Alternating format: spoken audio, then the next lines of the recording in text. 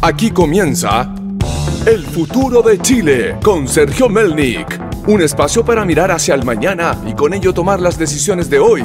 Decisiones que determinarán el futuro de Chile. Una presentación de Precision Labs, especialistas en gemelos digitales de activos y procesos industriales. www.precisionlabs.cl y Posgrados Facultad de Economía y Negocios Universidad de Chile. Sé parte de la U-Chile desde donde estés.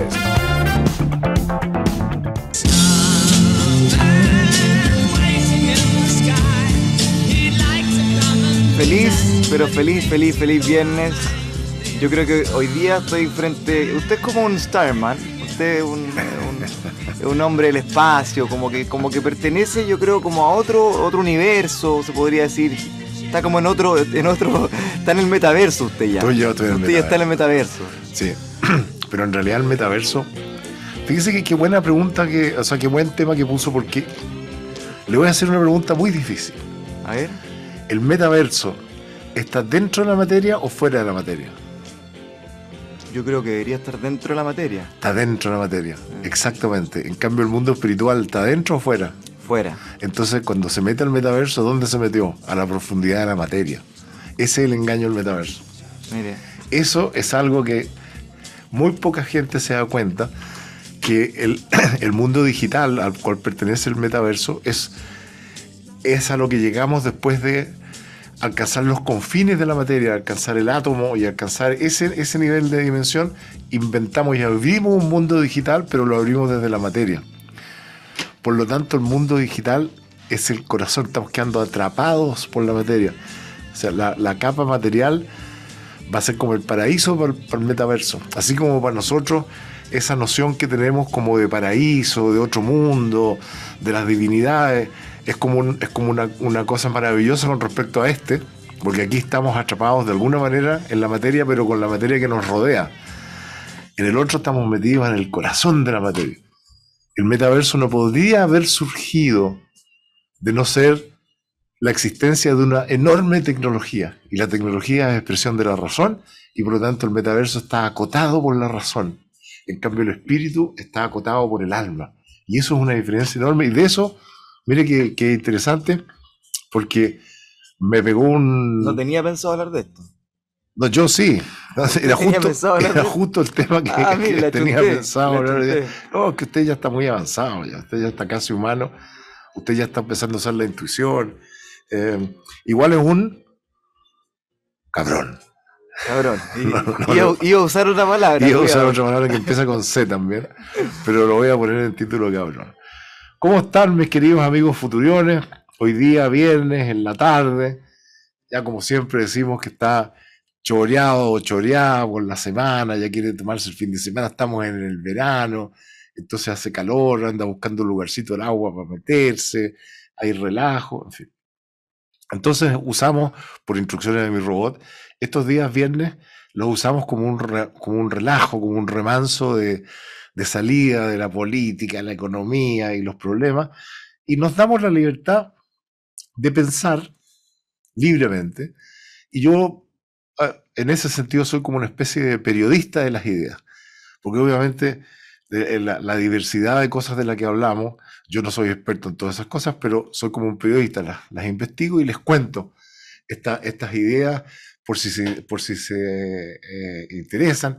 Y nuestra filosofía con el robot acá es que si en esta tarde, que ya se va a oscurecer un ratito más, alguna de estas cosas le motivó el pensar o leer o relajarse, el programa ha cumplido su función y hemos hablado de los más diversos temas posibles. Hoy día vamos a hablar precisamente de las cosmogonías, una palabra que yo uso mucho, que muy poca gente entiende la diferencia entre una cosmogonía y una cosmología. Y espero que nos alcance el tiempo. Voy a hablar de una cosmogonía en particular, que es las 7 leyes de la tabla de Esmeralda, del famoso Hermes Trismegisto, el gran gurú del Egipto antiguo, de donde viene toda la espiritualidad de Occidente, viene el famoso Hermes Trismegisto. Oiga, perdóneme, perdóneme. Se está yendo en la volada antes y yo no sé ni qué es lo que es la cosmogonía. Sí, pues si voy a ir a eso, pero estoy diciendo que voy a tratar de alcanzar a hablar de esta cosmogonía que viene del gran Hermes Trismegisto, que son las 7 leyes de la tabla esmeraldina. La tabla esmeraldina es donde está escrito esto. Por eso vamos a partir primero con las cosmogonías. ¿Qué son las cosmogonías? Entonces voy a partir con una pregunta precisamente para usted, mi robot querido.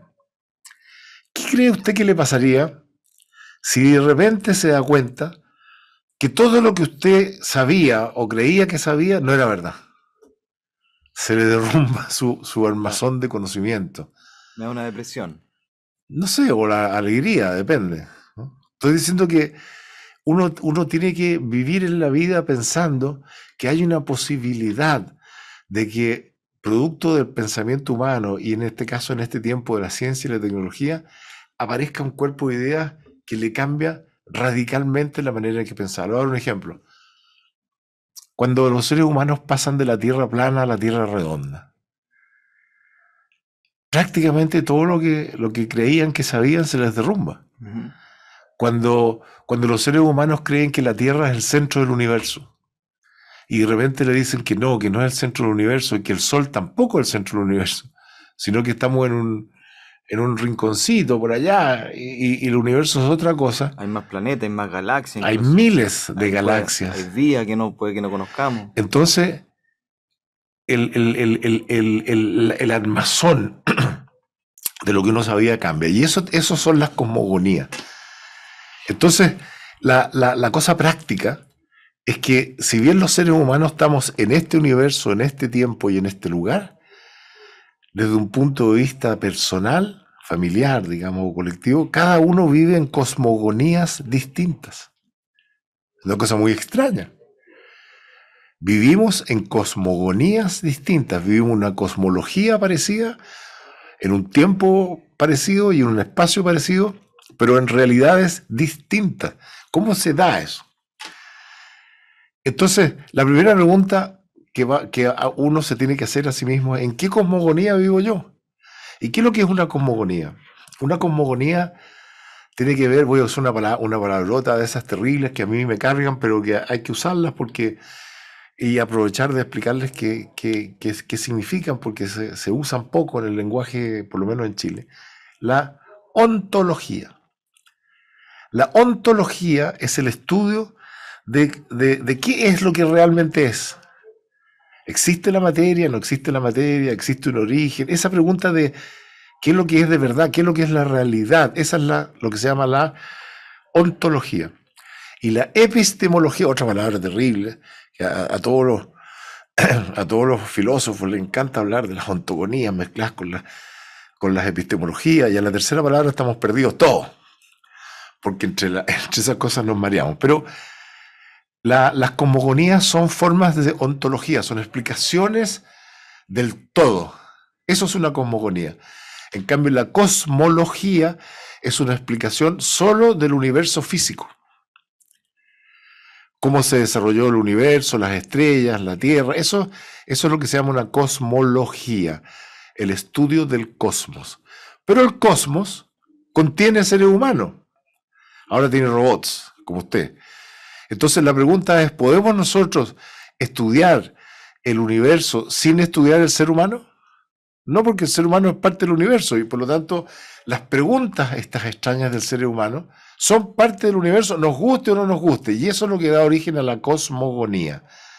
La cosmogonía es el estudio del universo, por supuesto, de sus componentes, cómo se forma, qué futuro tiene, y el ser humano como parte de una parte indisoluble. No podemos separar el individuo del universo, y por eso que la ciencia tiene el problema de que se pone como si estuviera fuera del universo y mira al universo como su objeto, como si el sujeto y el objeto fueran distintos, y por lo tanto se equivocan ontológicamente, usando la palabra, siempre. Y por eso van cambiando sus teorías, porque al final, como dice mi hermano, el universo es solo un cuento coherente. Nosotros vamos inventando cuentos del universo de los cuales nadie tiene ninguna evidencia ni nada, son puros datos. Nadie ha ido a ninguna estrella, nadie sabe. ¿Para qué le digo?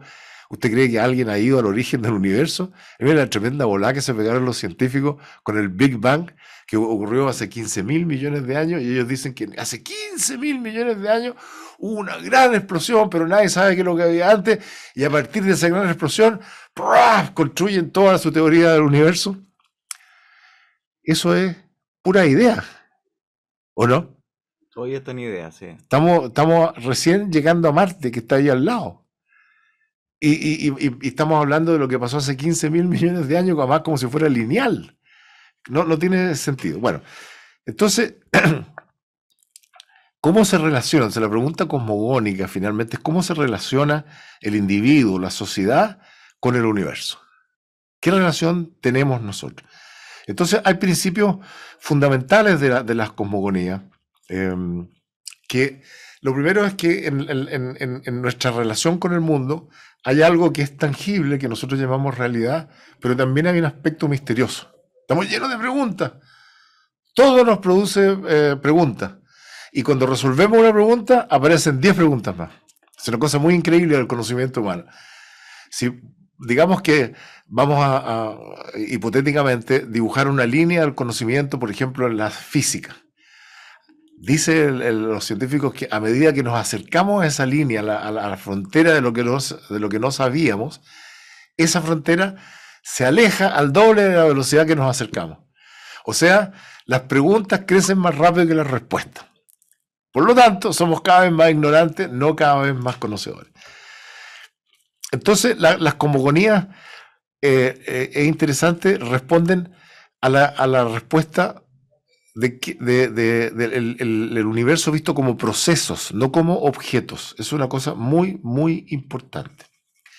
No es posible entender la cosmogonía en términos estáticos, porque se está moviendo todo. Nosotros nos movemos, la sangre se mueve, el universo, las estrellas, la luna, en fin. Hay evolución directamente. Hay evolución. Entonces, el estudio de las cosmogonías es el estudio de los procesos.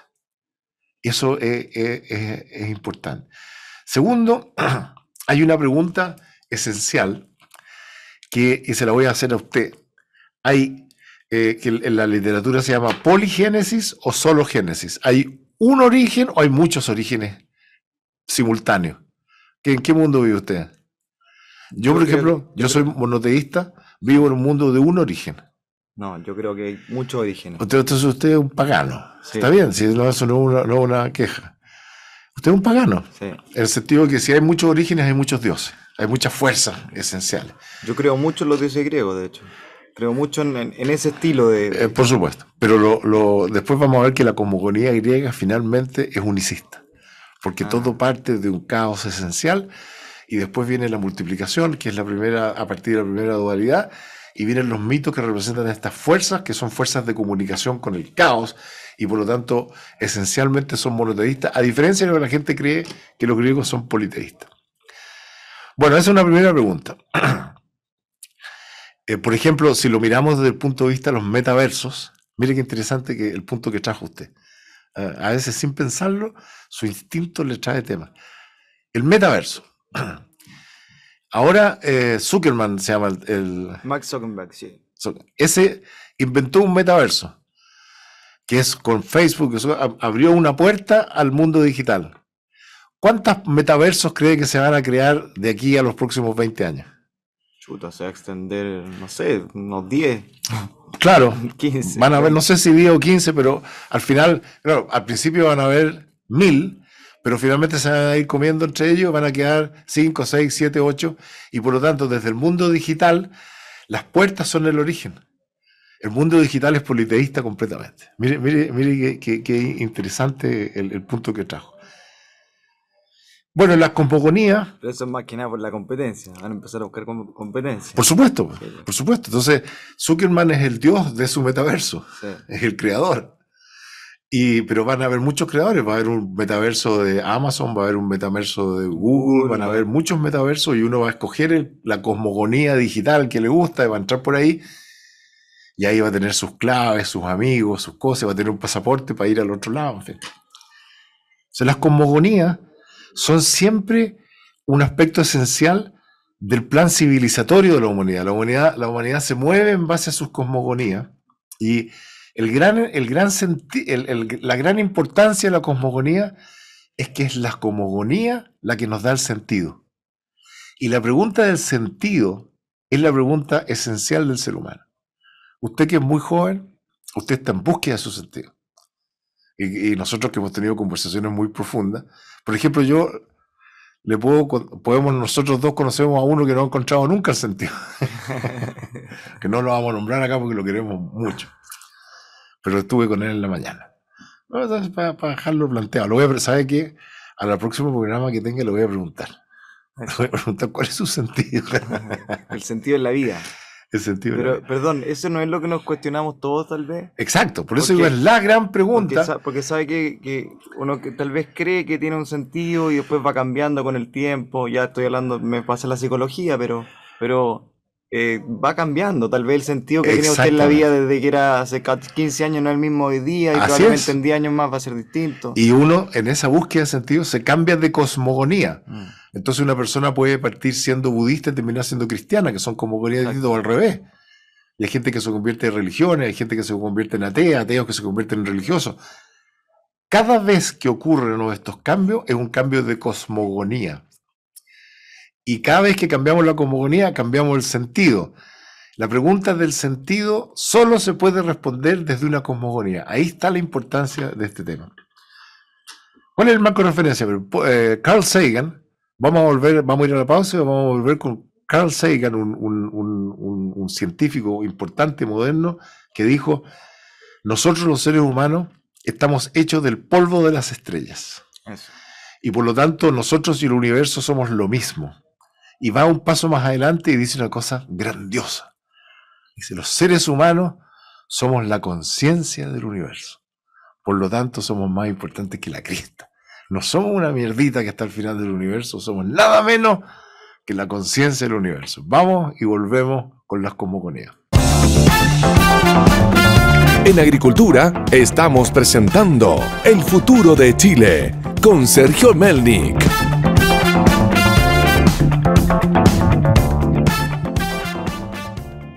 Estamos de vuelta, queridos amigos futuriones, en nuestros viernes de relajo, las voladas de Merlín el Magus con su aprendiz de Magus, el robot futurión. Tenga cuidado con lo que dice. Ya no soy aprendiz ya. No, aprendiz. Yo le voy a explicar ahora que el aprendiz es un grado muy avanzado.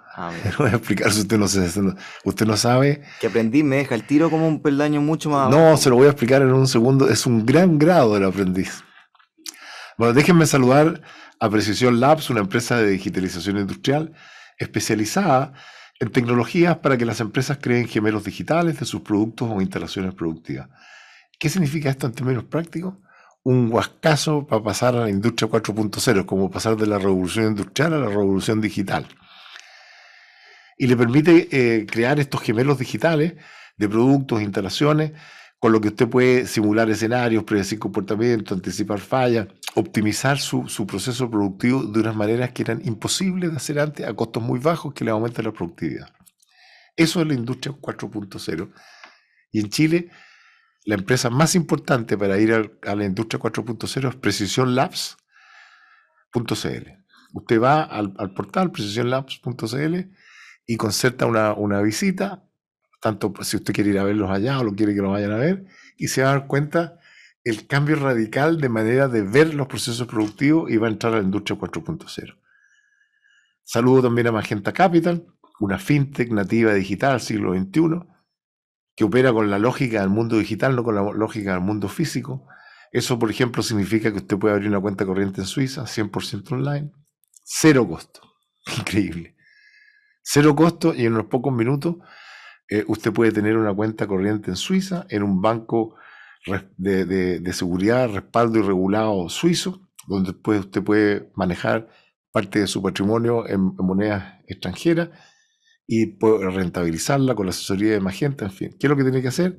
Vaya a magentacapital.cl, abre su cuenta corriente y ahí se le abre como un metaverso de oportunidades financieras a nivel mundial en un espacio que no es un paraíso fiscal, sino que es como tener su cuenta en cualquier lado. Bueno, Carl Sagan, les decía, sostuvo que nosotros estamos hechos de polvo de estrellas, o sea, estamos hechos del mismo material del universo, y si lo ponemos en el contexto de las resonancias, las energías, las vibraciones de esos materiales, obviamente resuenan las del universo en nosotros y las nuestras en el universo, y ahí Carl Sagan se manda el salto cuántico y dice, nosotros somos la conciencia del universo. O sea, ¿qué significa eso? Nosotros somos la manera que tiene el universo de mirarse a sí mismo. Mira la volada que se pegó Carl Sagan y la trascendencia que le da al ser humano, y efectivamente nosotros hemos ido mirando el universo de maneras muy distintas a través del tiempo. El modelo y el concepto del universo ha cambiado por nuestras ideas. Entonces, ¿cómo no vamos a ser importantes? Entonces, ahí hay algo que se llama el conocimiento y el lenguaje. El lenguaje son mapas de realidad, el idioma son herramientas de comunicación del lenguaje. Entonces, como dice un gran pensador budista, Sadhguru, ¿usted conoce a Sadhguru? ¿Ha escuchado? No lo he escuchado. Bueno, es un gurú. Sadhguru. Ese no es aprendiz. No, ese gurú. Ah, ya. Cuando se habla, uno, como estoy hablando yo ahora, uno emite sonidos y gestos. El que recibe esos sonidos es el que le da significado. Mire qué interesante. Da lo mismo los gestos que haga yo y los sonidos que haga yo, lo que usted va a entender probablemente no tiene nada que ver con lo que yo estoy diciendo. Eso es raro, ¿no? Esa es la magia del lenguaje. Y la señora Emma Jung, la señora... Nunca sé cuando está hablando en serio o no. No sé si de hecho ahora está hablando en serio. Nunca sé. Señor, yo siempre hablo en serio. Siempre. Pero... ¿Es parte de su volado o es algo en serio? ¿Está hablando en serio? No, estoy hablando en serio. Ya. ¿Cómo le voy a hablar a nuestros auditores en broma? No. A ese puede que lo esté engañando. Si usted es más inteligente, está como más elevado. Está un paso más. Bueno, la señora Emma Jung dice, gran mujer, en esa época, finales del siglo XIX, una psicóloga también casada con este monstruo, Carl Jung. En esa época las mujeres no tenían ninguna opción de figurar ni destacarse, y ella fue crucial para el desarrollo de Carl Jung, pero ella era tan o más inteligente que Carl Jung, y tiene escritos notables sobre psicología que poca gente conoce, porque esa era una época muy machista de la humanidad. Ya el feminismo empezó a mostrarse en su plenitud a principios del siglo XX, o sea, llegaron tarde estas mujeres. Ella dice, somos más que los animales, pero menos que los dioses, para entender qué lugar ocupamos en la cosmogonía. Entonces, hay distintos tipos de cosmogonía. Hay cosmogonías mágicas iniciales. Como parten las cosmogonías del origen del ser humano, cuando adquiere conciencia y empieza a pensar estos problemas, esa época las cosmogonías en la literatura se llaman como la participación mística. ¿Qué significa esto? Significa que los pueblos originarios, el ser humano y la naturaleza eran una sola cosa, indistinguible. Estaban proyectados en la naturaleza, por eso tenían una relación distinta y eran una sola cosa. Es como el niño o niña de menos de un año de edad, la fusión con la madre, no se ven como entes separados. La separación empieza después del primer año, cuando empieza a aparecer el padre como símbolo. Entonces, esas son se llaman las cosmogonías mágicas. Es un mundo mágico inicial. Después vienen lo que se llaman las cosmogonías míticas, que son, por ejemplo, la cosmogonía sumeria, los dogones. Algún día le voy a hablar de la cosmogonía dogona en Mali, en África del Este, una cosmogonía extraordinaria. Gente que hace 3.000 o 4.000 años conocía a Sirius B. Sirius es la estrella más cercana a la Tierra. Sirius B es otra chiquitita que no se ve. Recién se empezó a ver en los años 40 del siglo pasado, y los dogones hace 3.000 años sabían de la existencia de Sirius B. ¿Cómo sabían? Bueno, los dogones tienen una cosmogonía que dicen que la Tierra se formó por unos inmigrantes que vienen de Sirius, que eran una mezcla de seres humanos con pescados, y que se cruzan acá y forman la humanidad, y los dogones tienen unas máscaras maravillosas. Hoy día es muy difícil ir a Mali, pero la cosmogonía dogona es preciosa. Que ahí fue donde fue a estudiar Benítez, que es un famoso autor de este tipo de cosas, él estudió la cosmogonía dogona. Bueno, los sumerios, los dogones, los egipcios, judíos, cristianos, musulmanes, los griegos que les gustan a ustedes, los australianos nativos tienen cosmogonías especiales, los celtas, los vikingos, los hindú, los mayas, los hopi, los mapuches, los japoneses, los chilenos, los chinos. No, los chilenos no tenemos cosmogonía, los pueblos originarios sí. Oiga, ¿y por qué no hay una sola cosmogonía entonces? Bueno, esa es la pregunta de... mire que está avanzado usted, ¿eh? Esa es la pregunta, si hay una metacosmogonía que las aborda todas. Yo vengo años trabajando en una metacosmogonía donde caben todas, que es como un metalenguaje, en fin, una gran pregunta. Entonces, bueno, están todas estas cosmogonías. Uno de los problemas que tenemos en Chile, y voy a pasar a la contingencia, pero de forma liviana. Yo estimo que si nosotros realmente nos ocupáramos de entender las cosmogonías de los pueblos originales, nos comunicaríamos rápidamente con ellos. Pero si queremos comunicarnos con los pueblos originarios, o ellos quieren comunicarse con nosotros en su lenguaje y nosotros en el nuestro, no vamos a entender nunca. Pero como ellos son previos, es nuestra obligación entender su cosmogonía. Y no la hemos entendido, se sabe poco de la cosmogonía mapuche, y yo creo que hay muy pocos mapuches que saben su cosmogonía también. Porque no nos olvidemos que el 85% del pueblo mapuche chileno es urbano. Ya no está en contacto con la tierra, en fin. Y finalmente hay una tercera... Ni practican ya algunos. No. En tercer lugar estaban las cosmogonías mágicas, las cosmogonías místicas, que son las más conocidas, que son en base a mitos, de lo cual ya hemos hablado. Y después están las cosmogonías científicas, que son cosmogonías de la razón pura, donde está, por ejemplo, el universo geocéntrico, cuando la Tierra era el centro del universo. Hoy día está el Big Bang. También estamos hablando hoy día de los multiversos. Estamos hablando de la era digital y del metaverso. Esas son cosmogonías modernas, pero que también son cosmogonías. Entonces, ¿cuáles son las grandes preguntas que contiene una cosmogonía? Por supuesto, la pregunta del origen. No hay ninguna cosmogonía que no tenga una respuesta sobre el origen del universo y de la vida. Entonces, si usted quiere definir, entonces yo le pregunto a usted, en su cosmogonía, ¿cuál es el origen del universo y de la vida? Entonces, por ejemplo, en Chile, que es un país eminentemente cristiano, el origen de la existencia y de la vida está dada por el Creador, por Dios. Pero para los budistas no es así. Para los budistas no hay Dios. Y pasa una cosa muy curiosa, que judíos, cristianos y musulmanes tienen el mismo Dios y no se entienden entre ellos. Explíqueme cómo eso. Yo nunca he logrado entender cómo en nombre del mismo Dios, judíos, cristianos y musulmanes se matan entre sí. Digo, va a ser una paradoja. Es loquísimo. Es loquísimo, porque o el mismo Dios, porque si fueran tres dioses distintos, es razonable que se maten en nombre de su Dios. Y que al final, lo voy a contar... Nunca es razonable que se maten. No, nunca es razonable, pero es razonable, es lógico, es entendible. Pero si es el mismo Dios, no es entendible. Sí. Mire, le voy a dar un secreto. En la contienda de la humanidad, los seres humanos que tienen sus dioses, al final, en todas las contiendas y las conquistas y cómo se fue desarrollando el universo, y la sociedad más bien, ¿quién ganaba? Ganaba el que tenía el Dios más grande.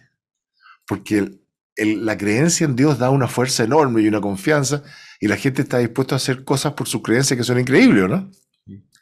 Como que Dios lo ayuda. Porque Dios lo va a ayudar. Entonces a Dios, hay gente que va de rodilla incluso a rezarle a la Virgen. Exactamente. Entonces, ¿quién gana al final? El más audaz, el más arrojado, el que toma más riesgo gana, ¿o no? Sí. Al final. Entonces, ¿quién toma más riesgo? El que cree que su Dios lo va a ayudar. Y si el Dios es más grande, bueno, toma riesgos más grandes. Entonces, al final, si usted mira la historia de la humanidad, es la historia de la pelea entre los dioses. Va ganando el que tiene el Dios más poderoso. En nombre de su Dios avanzan más. Entonces, ahí, esa es la historia de las distintas cosmogonías, hasta que llega la cosmogonía monoteísta, representada en este caso por la secuencia judíos, cristianos y musulmanes, pero que hay evidencias monoteístas anteriores, y viene y dice, ¿sabe qué? Usted tiene dioses muy poderosos, pero el mío es el Dios de los dioses. Sí, y hay uno solo. Ya no hay más. Este es el Dios de los dioses. Y con esa fuerza, el monoteísmo dominó la escena por lo menos los últimos 2200, 2300 años. Increíble, ¿no? Sí. Porque el Dios era más grande, el Dios era más importante. Entonces ahí está la primera pregunta. Entonces, en la pregunta del origen del universo y de la vida, usted tiene que resolver preguntas como, ¿existe la nada o el vacío? Preguntas importantes. ¿Usted cree que existe la nada? Seguramente sí. No, yo le pregunto si cree. Es que es una pregunta muy difícil. Pero yo no hago preguntas fáciles. Yo lo pregunto si sabe. Porque el espacio es tan grande que seguramente sí hay un vacío. Como también en la teoría de los agujeros negros, que uno puede, no sé, casi que traspasar el tiempo. ¿Para usted la nada y el vacío son lo mismo o son distintos? Yo creo que no, son lo mismo. Ah, entonces la pregunta que le hago es sobre la nada, no sobre el vacío. En el vacío. No, la nada. No, yo no vamos a responder esta pregunta. ¿Por qué no la vamos a responder? Perdón, porque un vacío, no, pero conversémoslo. A ver, en un vacío hay nada. No sabemos, no, el vacío, depende de lo que usted llame vacío. Depende de lo que usted, porque por ejemplo, entre usted y yo, en este momento, aparentemente hay nada. Sin embargo, está lleno de cosas. Está lleno de ondas electromagnéticas que pasa que nosotros no las vemos. Yo veo un ventanal aquí. Sí, el vacío cotidiano está lleno de cosas. Pero la nada es un concepto muy profundo que viene del budismo. También viene de la corriente judeo-cristiana musulmán. En el Génesis, en la interpretación del Génesis, lo más importante es la nada. Después viene, de la nada aparece la luz que está representada por Dios y Dios es el creador. Pero la nada está ahí. Solo que nuestro camino a la nada pasa por el uno, por el Dios. En cambio, los budistas van directo a la nada, que son mucho más audaces y mucho más difíciles. ¿Y el vacío, entonces? Bueno, pues es que habíamos acordado que era lo mismo. Acordamos que es lo mismo. Ontológicamente. Yeah. Entonces, una cosmogonía tiene que responder esa pregunta. Y hay distintas respuestas. También una cosmogonía tiene que responder la pregunta de cuál es la primera dualidad. Dualidad. Porque nosotros estamos en un mundo que es dual. Hay un mundo afuera y un mundo adentro. Hay arriba, hay abajo, hay luz, hay oscuridad. Todo lo que nosotros vemos es dual. La pregunta es, si venimos de la nada o venimos del uno, da lo mismo, ¿dónde y cuándo se produce la primera dualidad? ¿Y cuál es esa primera dualidad? En cada cosmogonía esa primera dualidad es distinta. En la budista es el yin y el yang. Vamos a ir a la pausa, volvemos al desenlace que se nos ha ido en puros saltos y no he llegado a la cosmogonía de la tabla esmeraldina del famoso Hermes Trismegisto, que vamos a alcanzar a hablar un poquito. Vamos y volvemos, queridos amigos. En Agricultura estamos presentando El futuro de Chile con Sergio Melnik.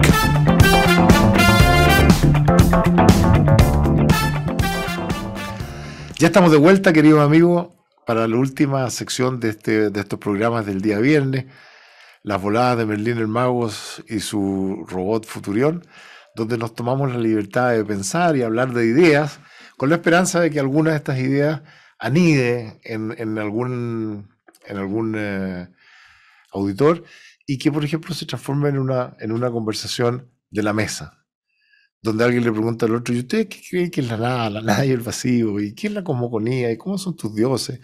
Preguntas de esa naturaleza. Quiero saludar a la Universidad de Chile, su Facultad de Economía y Negocios, la FEN, la famosa FEN, donde usted puede realizar lo mejor que hay en MBA, magíster o doctorado en Chile, de alcance mundial, con convenios con las mejores universidades del mundo, y lo notable es que usted puede formar parte de esa facultad en sus estudios de posgrado de la manera que a usted le parezca más apropiado en su vida actual. ¿Qué significa eso? Que usted puede hacer un posgrado de distintos tipos completamente online. Usted lo puede hacer mezclado si quiere, si le gusta una mezcla presencial-digital, o lo puede hacer 100% presencial al estilo tradicional. Da lo mismo. Usted se mete a la página postgradouchile.cl, donde va a encontrar en la FEN, la Facultad de Economía y Negocios, una oferta académica sorprendente en las áreas de economía, negocios, gestión, sistemas de información, y donde usted va a poder mejorar sus competencias y su educación y su conocimiento del mundo con profesores de primera categoría. Oiga, ¿usted que le gusta la Universidad de Chile? Tiene un alma mater, pero así, Claro, lo lleva en el imagínese. corazón. Yo creo que hasta tiene un tatuaje.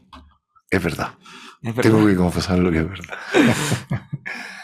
Bueno, volvemos. Voy a tratar de hablar de la tabla esmeraldina, pero sin meterme a cada una, las grandes preguntas que responde una cosmogonía son el origen del universo y de la vida, las preguntas sobre qué es lo que es la materia y el tiempo. Por ejemplo, ¿usted cree que el tiempo se mueve? Yo creo que el tiempo no se mueve. Fíjese qué curioso, porque la gente dice, ¡uy, qué rápido pasó el tiempo! Y qué lento pasó el tiempo. Nosotros hablamos, el futuro viene, el pasado se fue, como si estuviera moviendo. Esas son preguntas que tenemos que hacer. Hoy día se sabe poco del tiempo y hay una revolución científica, está cambiando el concepto del tiempo. Por ejemplo, una cosa que hemos hablado tantas veces en nuestro programa, ¿cómo es posible que el futuro afecte el presente? El futuro afecta al presente de la misma manera que el presente afecta al futuro. Es muy raro. Porque para que eso pudiera ocurrir, el futuro tendría que estar vivo. Si no, ¿cómo nos va a afectar? Pero el futuro no ha llegado, o sea, el futuro no es. ¿Cómo puede afectar al presente? Esas son preguntas de cosmogonía. ¿No? ¿Qué es lo que es el espacio? Voy a hacer una pregunta. El espacio donde estábamos metiendo el vacío, ¿el espacio es lo que nos une o lo que nos separa? Es una buena pregunta. Oiga, que ¿No? hace preguntas difíciles usted. Difícil, pero que eso es importante. Porque son las preguntas que vienen de la cosmogonía. ¿Usted La cree que relación ¿Pero usted cree que nos separa? Está claro que nos une, ¿o no? nos une y nos separa.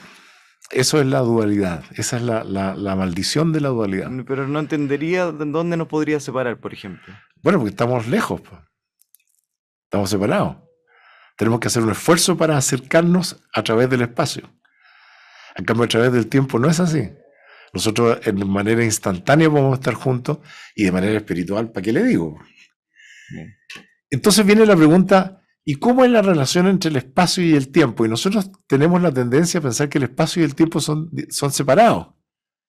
Bueno, vino el viejo Einstein y nos dice, ¿sabe qué? El tiempo y el espacio es la misma cuestión. Entonces dice, pero corta ¿qué es lo que tendría que cortar? El EOEO. Pero ahora venga a decir ahora que nosotros sabemos que la distancia nos separa, el tiempo se mueve, y ahora usted me va a decir que el espacio, lo físico, y el tiempo, que es como virtual, ¿son lo mismo? Sí, de Einstein, son lo mismo. ¿Pero qué significa eso en términos prácticos? Bueno, significa que el tiempo es variable y la distancia también, y si usted va muy rápido, el tiempo se acorta. Miren la cuestión rara. Y está el famoso ejemplo de los mellizos, que a medida que usted se acerca a de la velocidad de la luz, el tiempo se empieza a detener. Miren la cuestión rara. Y nosotros pasamos desapercibidos. Bueno, tiene que responder el tema de la gravedad, la constante de Planck, en fin. Después, o sea, la primera pregunta, el origen. La segunda pregunta, ¿qué es lo que es la materia y el tiempo? La tercera pregunta, ¿qué pasa con los dioses, las teogonías? En su cosmogonía, ¿hay dioses o no hay dioses? Usted tiene muchos porque es griego. Entonces tiene muchos dioses. Y esos dioses representan fuerzas y energía. Y por lo tanto, cuando usted invoca a Marte, está invocando la agresividad, la guerra, la audacia. Cuando usted invoca a Venus, está invocando el amor, el Eros. En fin. Una vez que se preguntó sobre la teología, de la teogonía, ahí viene una pregunta más complicada todavía. ¿De dónde viene el ser humano? Una cosmogonía tiene respuestas a eso. Y finalmente, si esas preguntas le parecían difíciles, vienen las preguntas de la conciencia, de la razón, del saber. Y ahí entra esta cosa que es la epistemología, que ¿cómo sabemos lo que sabemos? ¿Sabemos o creemos? Esas son las preguntas complejas. Entonces ahí Creemos está. que sabemos. Bueno, ahí está la pregunta. Ahí entra el mundo de las ideas. ¿Qué son las ideas? ¿Qué es la imaginación? ¿Qué es la intuición? ¿Qué es la sincronía? ¿Qué es la causalidad? Toda esa gama de preguntas, las cosmogonías tienen que responder. Entonces, como estamos cortos de tiempo, voy a ir muy brevemente a la tabla. 2 minutos, de hecho. 2 minutos nos quedan. 2 minutos. La tabla esmeraldina del famoso Hermes Trismegisto, padre de la sabiduría oculta de Occidente. De Hermes Trismegisto viene la base mística de Occidente y viene la gnosis, no la gnóstica, no la agnóstica, sino que el gnosticismo. ¿Qué es eso? El gnosticismo es la experiencia directa con la divinidad. Es una experiencia, no es conocimiento. la gnosis, la alquimia, la astrología, en fin, todas esas cosas nacieron de Hermes Trismegisto, por lo menos en el imaginerío colectivo, y en algunos escritos, Hermes se asocia al dios Tot, al gran dios Tot de los egipcios. Y la tabla esmeraldina es de hecho una tabla de una roca que señala los 7 principios básicos del universo. Y estos 7 principios que no los vamos a alcanzar a ver hoy día, pero les prometo que los vamos a repetir para ver cómo se relacionan. Vamos a mencionarlo igual. Los vamos a mencionar. Entonces, el primer principio del universo es que todo es mente. Mira qué interesante, no hay materia. Es todo mente, es todo vibración y es todo uno. Hay una sola realidad donde está todo interconectado y esa realidad es vibracional, no es material. Todo es mente. Mente superior, no la mente personal. Segundo, del principio de Hermes Trismegisto, es que usted lo ha escuchado muchas veces y lo practicamos y lo usamos, que es, como es arriba, es abajo.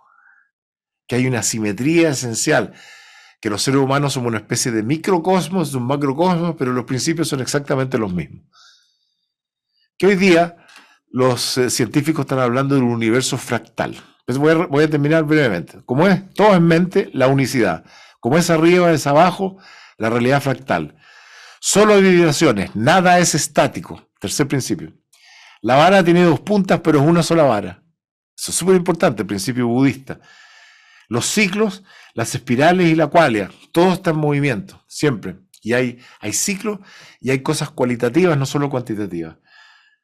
Sexto, no hay azar. Mira qué interesante, no hay azar. Hay distintos planos y la magia existe. Por eso que el padre de todos los magos, el mago de los magos es Hermes. Hermes es el mago de Merlín. Nada pasa por suerte, de verdad. Nada pasa por azar. Ese es el principio de Hermes. Pero es que entonces está todo escrito.